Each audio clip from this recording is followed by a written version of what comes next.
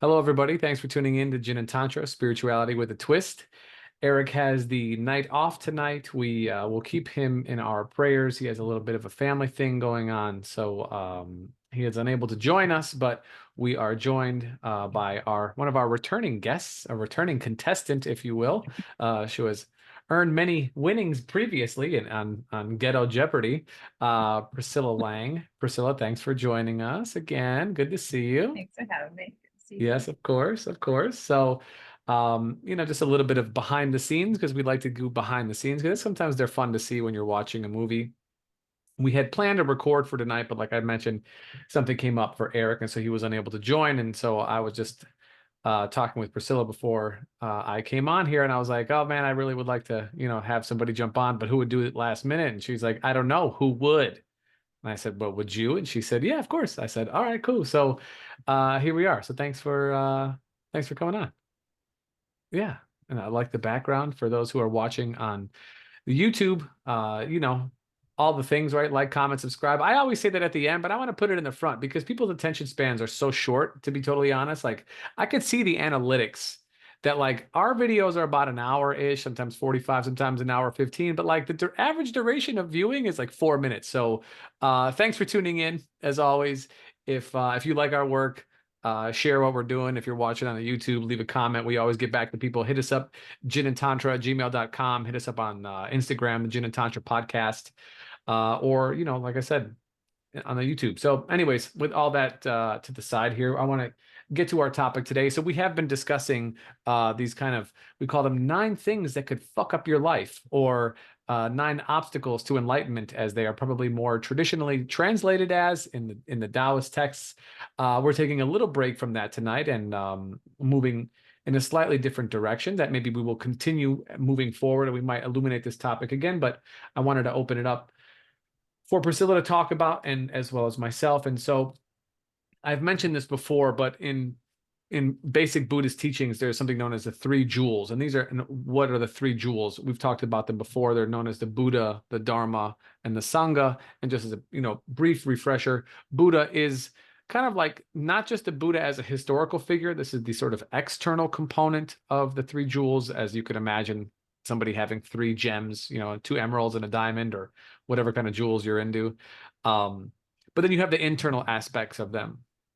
And so the Buddha in this case is referencing one's own spirit, or as we like to talk about it here on the show, in the sort of Chinese word, one's Shen, one's, I don't know, Christ nature, one's seed of enlightenment, or is there a better soul? I don't know. Is there another word that you would use for that? I literally think you're hitting them all. I'm Okay. like, yeah, Okay. for sure. Like, Okay.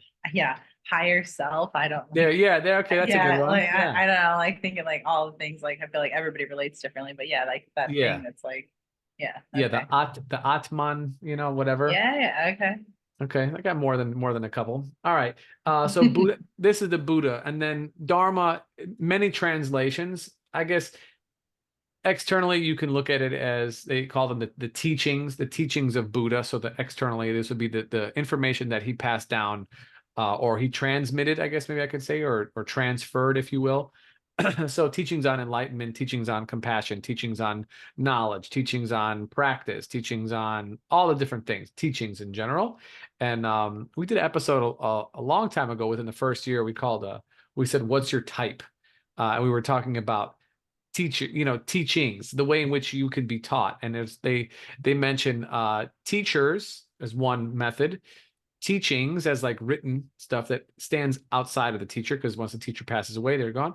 um, Books as a means of teachings, and then life as your guru, as the teacher.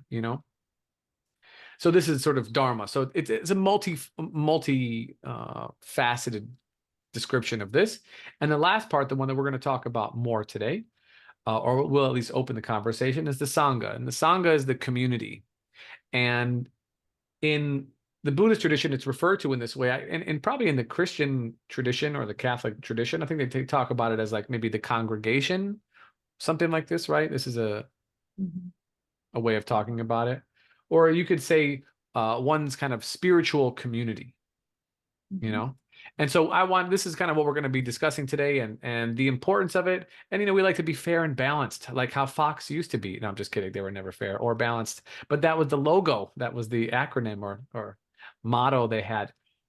But we want to be fair and balanced because, just because it's something is a spiritual teaching doesn't mean it only has positives to it. There are also downsides to that, and we definitely want to highlight these. So, if this topic interests you, then please continue to listen or watch or both. And if it doesn't, then you can hang up now and call back next week and see what we got. So with that as a lead-in, Mary Kay, our good friend Mary Kay, who's been on the show many times and will be on again, hopefully in the next month or so. She loves to introduce things with a definition. And so we will give a rough definition, and then I will give plenty of analogies throughout the rest of the conversation about this. But a working definition of Sangha outside of just spiritual community, I love the way that they put this here. It says a community of practice, right? So you will have your own internal practice, and then that is supported by the other people around you. And this is like an extension on that definition, that like Sangha is an external support of our own internal practice via other people.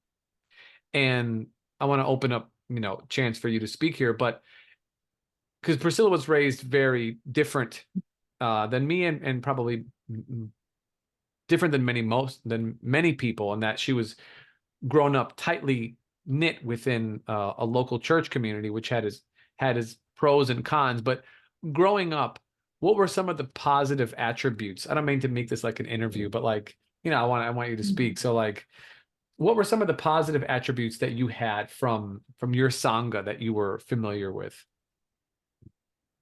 Well, I mean, it was like, so my grandparents went to this church and congregation, and then my family went. So, there was a sense of like family, like we met them there every Sunday, it's like Sunday morning, Sunday night, and Wednesday. So you're going 3 days a week. You're like meeting in this place. And, there's like a sense of family and community, like you said. Mm, And then we were really active involved in like going to the potlucks. So, like the mm, congregation has like potlucks where everybody cooks a meal, and like we set out like the big tables, and it's kind of like, you get in the big line and you fill your plate up, and all the kids, get together and play, at the end of the potluck and run around in the Sunday school rooms. And, I went to Sunday school from the time I was born until, all the way through middle school and high school. It's like very much a part of my life.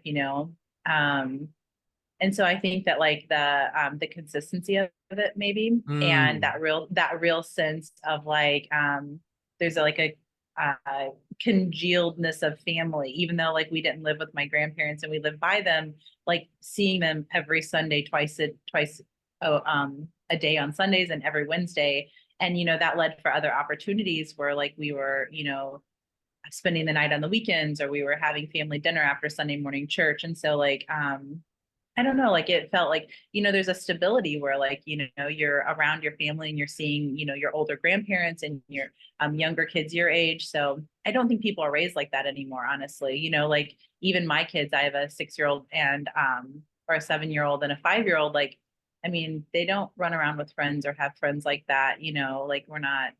I mean, it's much different now, more spread Mm. out, more everybody's isolated and lives in their houses. And, you know, Hmm. maybe that's just me. I'm not running to birthday parties every weekend. Some people do that, but I know it's Yeah. it's just different. Like I said, there was meaningfulness to it too. It wasn't like, I know a lot of people are busy with like birthday parties every weekend going around, but like there was this like quality sense of like this group of people that we were like eating with and communing with on these 2 days, or 2 times a week on Sundays and then Wednesday evenings.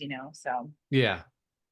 it was a really, a solid foundation. Like I felt like it began a journey. Some like I was understanding like there's an importance of like seeing life at all spectrum. Like when you're in a community like that and you're seeing babies and then you're seeing older people. So like going to a congregation, you see people of all ages and then kind of all walks of life too, because everybody's still living their own life and they're getting together.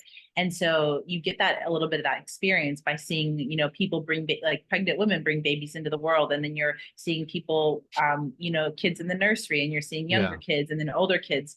And so you get that exposure to all of this different like these age groups basically, and the Right. evolution of life and the circle of it, so Yeah, it's more communal.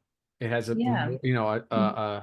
a tribe kind of feeling where people are ingrained in each other's lives, helping. I remember you had, and I don't mean to share if you could tell me to stop, but I remember you Okay. mentioned talking about getting clothes when you were younger. Oh yeah, yeah, yeah. That Yeah, in like like, youth group, people that are older than you, they just like bag up their clothes and like you just pass them around. So like, yeah, for sure, definitely like a sense of community that way too.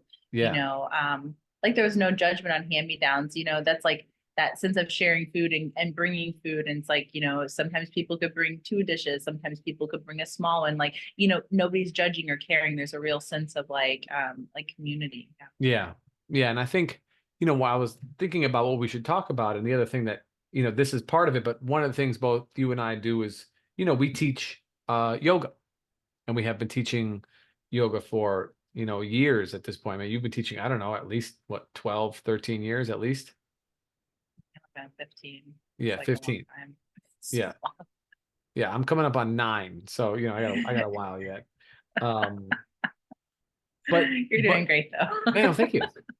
But the thing about it is that like you get to see the gathering of people in a shared practice on a very regular basis. Yeah. And I think even more so than in oral teachings, the practice of yoga is a physical one. And so we're always working on our own issues via whatever medium. So if that medium is oral, mental, or if in this case in the yoga class or an exercise class, but we're going to keep it to yoga because it has a more spiritual component to it. At least it can. It doesn't have to, but it can. That they're working on themselves via the body, and you can see people's limitations because some are more flexible, some are less flexible, some are stronger, some have better balance, some have worse balance, like there's all these various facets that people have that totally give away aspects to their personality, and how they deal with success and more often than not frustration when they can or cannot do something. They're unable to hold something or touch this part of their body or whatever the case is, and you see how they deal with this, and it's a peek, it's a window into their mind, into their kind of hearts. And so in this way, other people see the same thing as well, and so you have to be aware of yourself in this case. And so I wanted to bring that up because, to your point,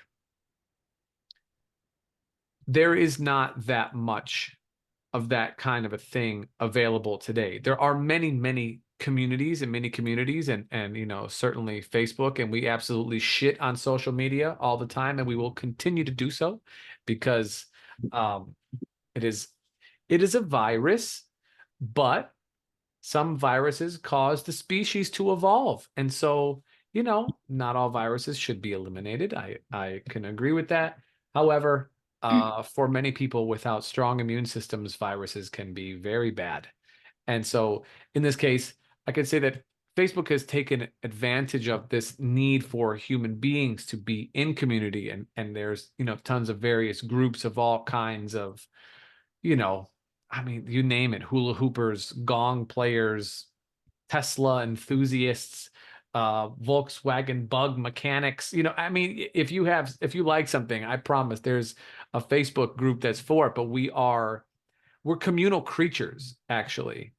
Like without a doubt, we are not the dominant species. The various other species of humans that came before the Homo sapiens were bigger and stronger, according to modern scientific theory, of course. But we were the smart little monkeys who worked together, you know, and that's how we were able to survive. And so there's this inherent need for people to want to work together, want to come together, and we have been successful because of that. And so I like to bring this back up because it crosses a number of different lines for me. One of which is that it's kind of shamanic in practice, and that some of the tendencies that we have as beings are inherited and are also inherent. Those are words close together that sound good when you're saying them out loud. Um, that it is part of who we are, but then simultaneously, it is how we've been successful. You know what I'm saying? And so one of the other, I like analogies, so I like that what they mentioned in this article that I'll probably link to the podcast so people can read it. But they say that the Sangha or the community is the soil and we are the seeds. And we as the seeds get to grow because of the collective energy of people's input, i.e. the soil nourishing the seed. And I really like that. And I, wanted to give you a opportunity to, you know, speak on this idea for a moment. I literally, my mind was exploding and I'm on the spot. And I'm like so crippled. Oh, I that wanted to happens. ask you, I wanted to ask you a question actually. So Yeah, I yeah, was yeah. like, Anytime, stop me and just ask so me. so as a craniosacral therapist, like biodynamic especially, so I, think of the embryo a lot and how we were formed, like regardless of, like if you're existing and you're hearing and listening to this or watching this podcast, you definitely grew, like connected to another human being. Like that was your first experience. It's so much blueprinted in you to have a connection, like a deep Yeah, connection. Like you were yeah. sharing blood, like heartbeats, you're sharing like literal like the pulse of life with another human being for 10 lunar cycles, and so whether you like it or not, there's something that's so deeply ingrained in us to want to belong and be connected to something, and it's a desire, it's a longing of our own heart, And I think you kind of had an interesting point, and just stop me if I'm getting off track. But, when you said like when you're talking about yoga classes and you see people, I think that's one of the blessings that community offers is that like when you start to build a community, you're talking about seeing a certain person or a certain group of people consistently, and Yeah. you start to learn their like little ticks, right, and their like little things, and it's nice to see these people unfolding because then you realize, because we can mirror off of each other, right? And Hmm. so I think there's a tendency for us to judge ourselves, or for us to think that we're the only ones with a problem or something. And Sure. so I think community really reinforces that, like, yeah, everybody's in a different spot, everybody gets dealt a different hand of cards, and to be able to support some people when they're down and when we're up, and then knowing that they're going to do the same for us, and it feels really nice to know that like human life isn't just all uphill. Like success doesn't mean you're just going uphill or in a straight line. Like life is messy, there's Yeah. lots of twists and turns and downhills, and having a community make sure that when there's a hole in the net, there's someone there to like grab and repair it, Mm, and we're all experiencing life at different levels so that this can happen, I think. So yeah. maybe kind of what I would say about that. Yeah. Yeah. There was, again, I'll link this article, but one of the things they made mention of is that like the community is created from the work of the individuals, and specifically in the Buddhist setting, they say that the work of the individuals is to um, help to support one's own mindfulness practice.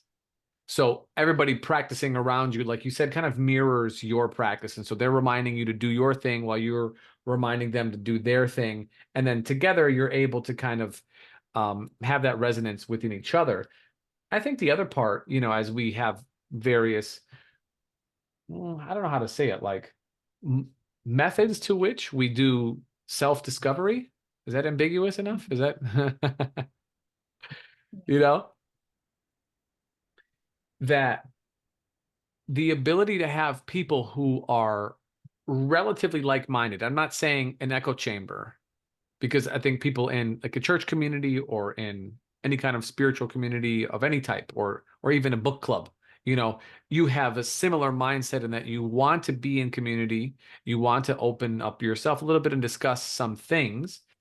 They can provide you with an opportunity to work on some of your own personal issues in, I don't like to use the word safe, but we're going to say a safe setting, Mm-hmm. and that you will be listened to and hopefully not judged immediately. You may be judged immediately, but like you have the opportunity to do that. So understandings, realizations, questions, obstacles, difficulties, successes, you can bring those to those relationships with those people who are outside of your primary relationships, and get different kind of feedback from people who have a similar mindset, but also different enough because they're not going to give you the benefit of the doubt all the time and ask different questions. So I think in this sense, like one's community around them can represent another layer to their own development because everybody has a different piece of the pie, you know, and but we're all sharing in the same reality. Like you mentioned, being in an embryo, you're sharing with your mother in that case, food, oxygen. Like there's no kind of separation, and this community is, you know, outside of your primary relationships is kind of like the next layer uh to this thing. Does that make sense? Mm-hmm. Yeah, for sure. And so I talk about this a lot on the podcast because for me it's extremely important. You know, as you mentioned, things have become even in, you know, you're in the same town now that where you grew up in. And even though it's a similar town, it's far more dispersed. You said people are living in their own houses, you know? And after, you know, after the consolidation of during the pandemic, that is probably even more so that case. Of course, people have gone back to, you know, what we consider regular life, but there's many more things now that are done, you know, via Zoom for the better, right? Less travel, less waste, so on and so forth. But then there's a lot more people who work from home who probably shouldn't be, you know, and this isolates people further. And so I think the reintroduction of people to other people is an important aspect because we just don't have enough human contact. We're not reminded enough that there are other people. And so you can have, you know, armchair generals, you know, even like not to make it too meta, but like, you know, there's a lot of shit happening in the world. There always is. But, you know, it seems like in particular, there's a lot that is going on currently. There's multiple wars, like large ones, you know, large military offensives. And people feel very inspired to say some very, very hateful things about other people. I mean, they always do, but now even more so, you get um, the negatives to the Sangha. You know, and we're going to go there in just a moment. I want to still highlight some other positives before we do the dark side, you know. But people will say Like, things, you know, that they would never say in person. And that's because they can other people so easily because they're not part, you know, because they're behind a screen or there's just an avatar of them or because it's just a picture or we count lives as numbers or something like this. Does that resonate in your kind of experience? are you talking specifically about like the platform that like social media provides and like this way or Yeah, well, I mean, that's how people communicate now. So, you know, whether it's social media Mhm. or whether it's legacy news or various, you know, like news has changed too, right? Mhm. Like by the time your kids are grown, there won't be news on TV like that anymore. That'll be Mhm. strange to watch the news like this. You know, people get their Mhm. news from so many different sources now that like having the big several networks that are kind of creating the narrative, those days are long. Those days are they're ending, you know. I mean, look at the Mhm. demographic of people who even watch news now. It's just shifting to an older kind of style.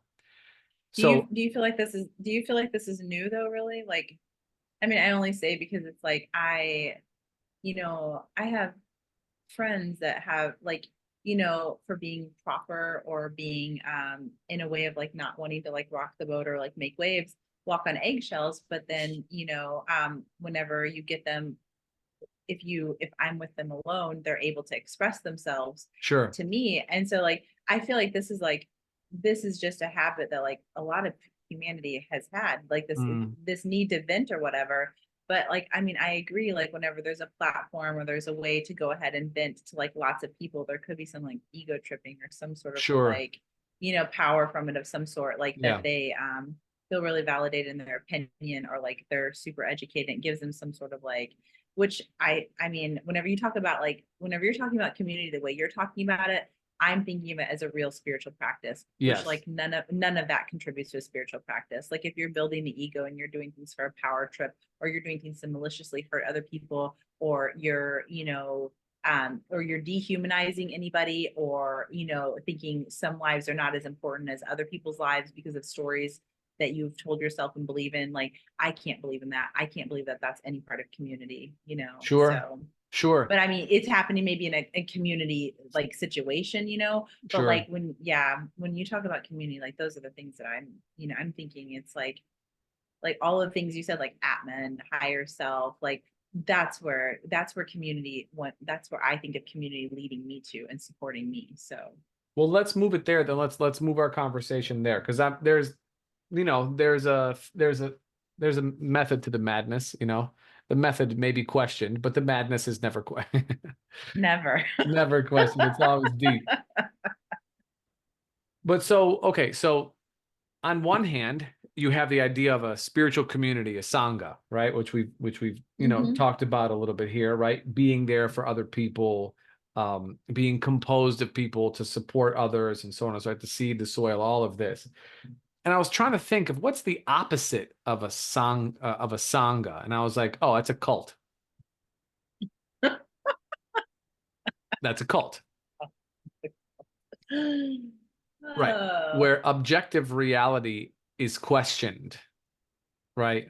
Where non-believers are ostracized, and where one's own autonomy is diminished to almost nothingness. Not emptiness, that's a good one, but nothingness, right? nothing. Like that, all of that, like your own free will should be given over because of these various things, right? To this person. And holding on to anything, even your own insights, is proof of non-belief, you know? And so, unfortunately, to your point, what on one hand I'm referencing is community for building, community for growth, community of like-minded people who are also doing their own work of some way, shape, or form, and you are part of that. And there's a collective kind of resonance to this growth. On the other hand, you have, I guess you could say, like ignorant sanghas, you know, cult-like mentalities, tribal mentalities, you know, tribal Yeah. gatherings, It's people like who, not like non-evolved, yeah, I don't know if I want to like, call it, or I don't know if I want to call it evolved or not evolved, but I could say based on more mm, self selfish ideals, things that are benefit of oneself. Now, if someone's listening to this, you could say, well, your own self-development is literally has the word self in it. Yes, of course it does. But it's but based, that's the eight limbs of yoga though. You have to start with self. You have to start with the physical to get to the higher, like it's a principle that's like found in many ways. You know, it's like the discipline of the self is how you quiet, you know, quiet the mind to find that like higher thing that you're looking for, you know, sure. that like the community is inspiring you to get to. And I think in the way in which, you know, philosophically the two sides are, is that from the yogic perspective or from the perspective of Sangha, you change self to change society. And the other one, in the cult fashion or the tribalistic, maybe the tribalistic fashion, you change society to then have effect on self. Mm-hmm. Yeah. And the changes that you want to see are inherently going to benefit you on one hand. On the other Yeah, well, hand, that's self-centered. That would be like thinking of yourself like God, which like that's, you know, correct. that's like Right. that's And that's the short-sightedness. And so that is the kind yeah. of downside of a non-practicing community, a tribe, if you will, or a cult, if you will, you know, in Mm-hmm. this way. And that there's plenty of this, right? And this is kind of what I'm talking about. So Yeah. whether it's on legacy media, whether it's on Mm-hmm. social media, whether it happens in conversation or, you know, wherever it's happening, this is the dangerous one because it's pulling on the same tropes, or I want to call them tropes. We'll say on the same tendencies that we can reference the beginning of our conversation, the same desires that humans have to be in community with each other, the same genetic interconnectivity that we have because we all need other people. Like I didn't make my clothes, you didn't make your house, I didn't farm my food. Like we're interrelated, and yet we feel separate. And so people who share the same beliefs make us feel generally closer together. But the negative side of that is that the group think can override your own ability to make your own decisions for yourself. And then you have to ask yourself, if you even get there, like, is this what I actually think? Is this what I actually believe? And so then religion becomes a corporation, it becomes a hierarchy and all these types of things. And so, you grew up in a church, and I wanted you to speak a little bit about this side. You don't got to throw nobody under the table or anything like that, but you have a deeper experience with this than I do because of how you grew up. And so I wanted you to, you know, open up a little bit about this if you wanted to. About the limitations of the church. Yeah, totally. Oh yeah, or the not just a church, but like the community, which Mhm. a church or a practice is not a practice without the people in there practicing in it. I mean, in my personal experience, I just felt like there was a limit hit for me, and I was really young whenever I realized it. That like, you know, um, I could hear the words that were being preached to like be kind and have unconditional love. And not that the community wasn't nice or whatever, but the real understanding of what that means, like I can say this because like I was engaged really, really young, Mm, and my whole church community was involved in that, like one of the ladies at church made my wedding cake, my grandma made my wedding dress, like, and so like there was so much pressure. Like even if they wouldn't have judged me, I just felt like there was so much shame and guilt if I didn't do things their way. Like, mm, it was so like, like by the book, and not saying that things shouldn't be done that way, but like, if you are, whenever I think of community and support, like I didn't feel supported. I felt pressured that I just had to do it that way because that was the right way. And hmm so it really leaves, you know, it um I don't feel like that it left room for me to understand and to grow into the person that I've become today. Like I don't think that that community would have supported that in a lot of ways. And I today don't believe that you should guilt and shame people. Like I don't think that like there should be a preaching of a certain way, and then like maybe it's the community being humans that do it, where it's just like it's like they take everything so by the book, and as long as they're showing up for Sunday, like they're good people and they get to mm, say, what gets to go, what's right and what's wrong. And so through my own journey of yoga and Chinese medicine and just like understanding and readings of the Tao, I see God infused everywhere. And like the idea of unconditional love and compassion, it feels good in my bones, which I felt like I did. It was there. Like when I was young and sitting in church, I remember thinking like there's something more here, hmm but you listen to the sermon, and then yeah, it's like, oh, now it's time to collect money, and like the church needs support, and it gets it there was a missing link, and just was to materialize or to, I don't know what the word I'm looking for, Sure, yeah, yeah, um superficial. yeah, superficial. And I went back years later to with my grandpa when he was still alive to the church, because I love whenever people sing gospel music, especially with hmm like no instruments, and hmm like my grandma was an amazing singer and she could hit like these crazy high notes like an opera singer sometimes. And like I love gospel music. I love sitting in a church and listening to singing. And so I went for the singing with my grandpa when he was still alive.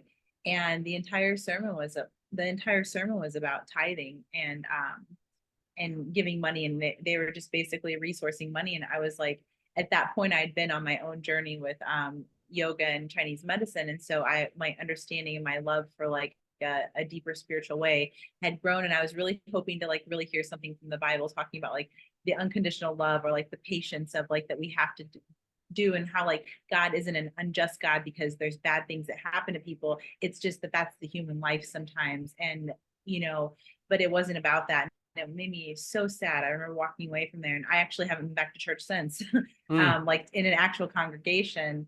And but yeah, I was just so sad about that, because I think there's so many beautiful stories in the Bible. Like I love, like, like we always like not butt heads, but when we talk to things, I'm always relating things back to Jesus because that's who lives in my heart and like who I look or talk about, but it doesn't mean that the other stories, like the other stories that I have picked up along the way from other things, don't fit in there just as perfect and like inspire me just as much, so. Yeah, I mean, this is the unfortunate part for people who are in, and we've talked about this on the podcast before, so this is not totally new, but people who are lost in like conspiracy theory loops, right? People who are hyper political. Now, again, there are vast differences in ideology between various parties, and one could say that this policy is more compassionate and this policy is more just, and this one is the more moral of the two, and so on and so forth. Like, I'm not going to argue independent semantics, but the greater point is that, like, to be able to leave those things, to be able to step outside, and then you can return, like how you said, once you sort of went back to church, you were hoping to hear something that of meaning, because that's why you went there. And then you had the experience that you did that was a reminder that, like, no, I've left this type of thing. And so you were able to see the kind of the detriments in that part of it. So Just a block, like a block, it's like, it's like to understand something and to have like a principle of something, but not to see it transferred and action based, like and so it's like if you're a human and I don't know, sometimes we butt heads on this, sometimes we agree, but like if you're a human in human form, you're going to have the disposition to have greed and envy and jealousy and like the emotions that send the mind into fluctuations or whatever.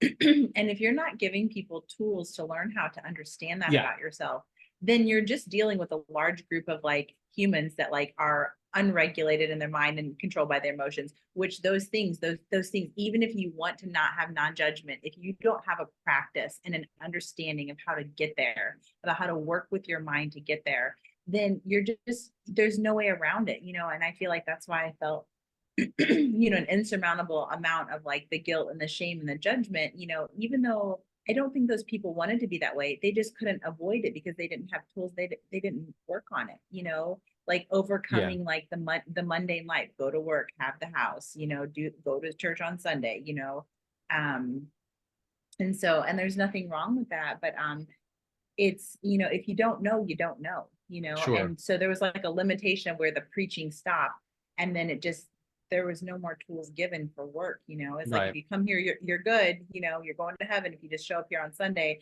and just try to be a kind person, but like what does that actually mean? And in my own spiritual community, like I've, there's been people in my life that mirror things back to me and challenge me, and I'm so grateful for them, and you know learned about that kind of stuff and like how big love is, Yeah. and compassion, and hearing people and just really wanting to connect with people, so. Well, the crux of it is that, like, there's suffering, right? That's the crux. Yeah. And the ways in which we work with the various layers of suffering are often with other people, right? Mm-hmm. And so in this way, your community, whether we look at it as a sangha or as kind of like a tribe, that you get to show up with your sufferings, or maybe we can call it complaints, for some people who are more politically inclined. But when Absolutely. but when you have a shared resonance with that, the place that you gather, as you are saying, ideally would help you to work through them, would help you to work through those sufferings, would give you tools, would give you options, would give you teachings, would help you to foster insights that you could work your way through them. Right? That's the nice part. The negative side to that is that you get people who have similar sufferings, but instead of doing the work internally, look to the outside as a scapegoat, right? Mm-hmm. And so Mm-hmm. sometimes when we're doing this, I go, oh yeah, this is the crux of the episode, and this is that, right?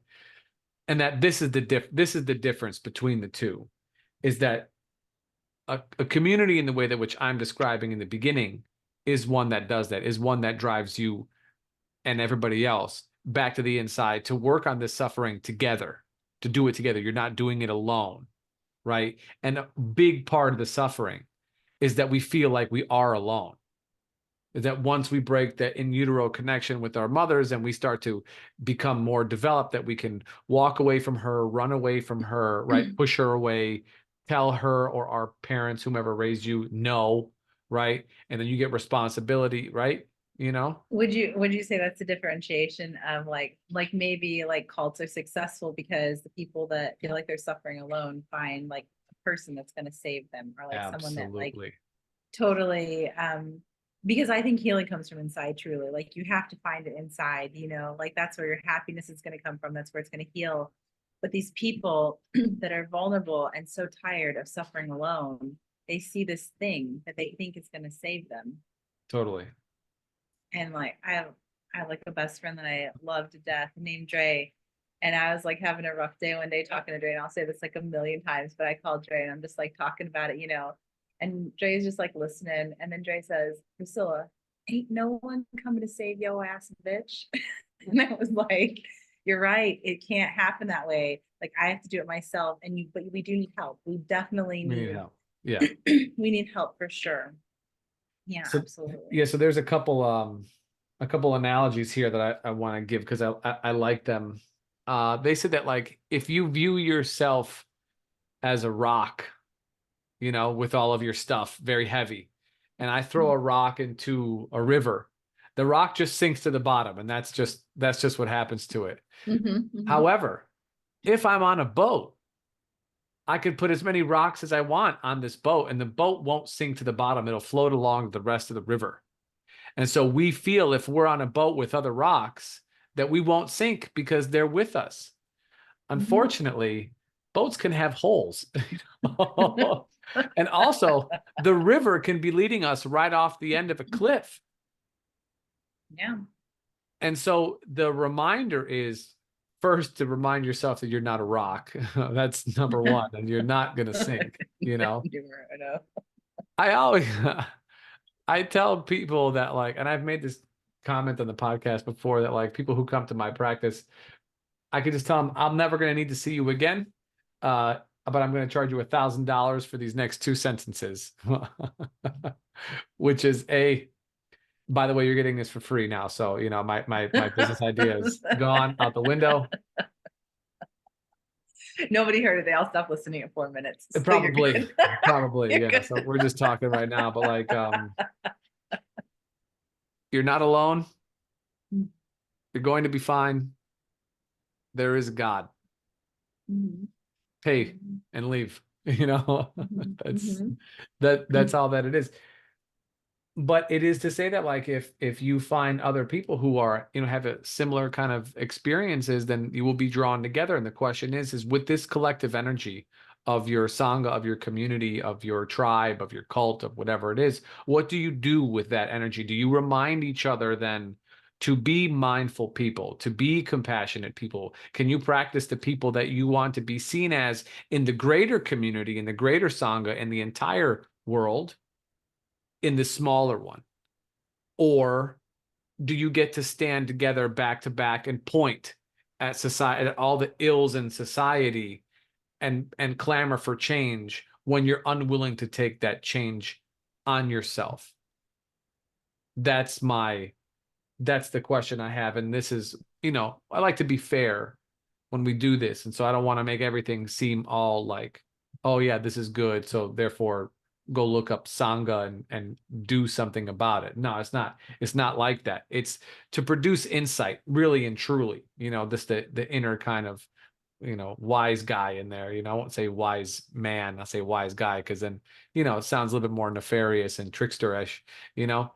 Would like to point out positives, but then also not be naive and to say that like something only has positivity. Mary Kay very famously, when I mean famously, I mean to her students who knew her, and even on the podcast I said before, like everything has a light and a dark side. And so we're not selling any false bill of goods. I'm not promoting, Buddhism as better or worse than anything else in particular, but some of the concepts that are illuminated in there are, I believe, illuminated in different ways that resonate with me. And so I try and retranslate them into real life for people. So whether you're taking a yoga class or you're doing a meditation class or you go to some place to get some kind of teachings or hear a talk or whatever, remember that you are part of that group of people, you know, but you still have your own independent mind to make your own decisions. Does that make sense? Yeah. Yeah. Right. So, yeah, I feel pretty good about what we got going on here, you know. Anything else you'd like to add before we get going? No, you're good. All right. Well, thank you so much for having this conversation with me. You know, it's always a pleasure. And, you know, to our audience, thanks for tuning in. Thanks for listening. This was something that just came up earlier today. I didn't have a ton of time to prepare for it, so hopefully it didn't feel too rushed. But, you know, something's better than nothing, at least. That's what I like to say. But I like to say a lot of things. So, like, you know, fuck Yeah. it, whatever. I think you had some really good points and really good analogies and reminders. So it's important. Yeah. Maybe it'll As inspire always, someone. say again. Maybe it'll inspire someone. Who knows? You know, it's possible. As always, thank you everybody for tuning in. I really appreciate it. Priscilla, thank you for so much for coming on today. You know, again, like, comment, subscribe, hit us up on Instagram, the Gin and Tantra Podcast. Hit us up on email, the Gin and Tantra Podcast. Oh no, what? Gin and Tantra at gmail.com. Yeah, that's the one.